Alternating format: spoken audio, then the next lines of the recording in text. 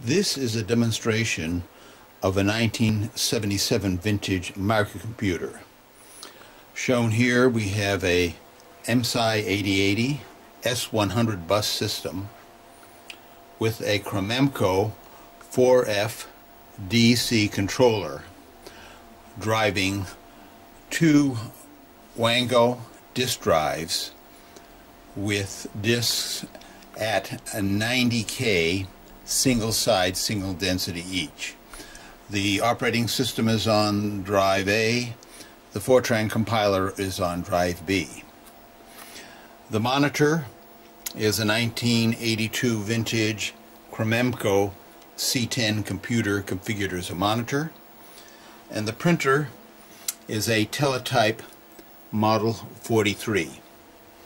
In this demonstration, the Fortran is compiled and linked and executed. Shown here is the Fortran program, which is essentially a program to integrate the function y equals x squared over the range of 0 to 2. And shown on this diagram, we can see that the integral is essentially the area under the curve from 0 to 2, and the result should be about 2.667. This is utilizing Fortran 4 from a company called Microsoft. The Cromemco people at the time had difficulty helping me install this, so they referred me to an unknown company at the time called Microsoft. And shown here is a very early Fortran compiler from Microsoft with a date of 9-77. I called Microsoft and talked to a gentleman named Bill who helped me install the compiler on the system. The IMSAI 8080 is set up to run at approximately 2 megahertz. And now we'll go ahead and execute the program, and shown here we have the link function, and we link the program object codes together and go and execute. And again, we look up at the computer itself and we see the data bus and address buses flashing, indicating the data being read in to the memory, and we see the computer in operating in standby mode as things are getting read into.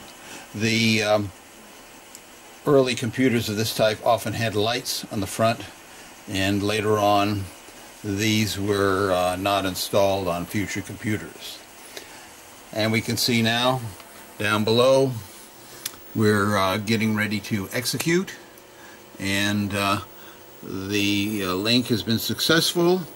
The program is now executing, and it essentially is sampling the function y equals x squared 5,000 times, performing the functional result, and then divided by 5,000 to get the average over that range, which is essentially the area under the curve.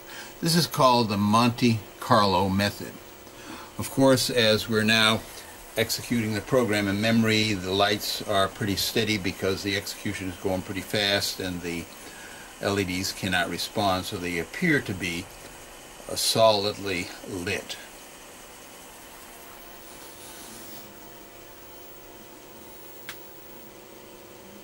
And we see now the computer has finished the computation, and we see A equals 0, that's our range from A to B, which is 2, and the integral value is 2.6402. And let's go back to our theoretical calculation, and we see here that the integral is approximately 2.667. So we're reasonably close for an 8-bit word length system.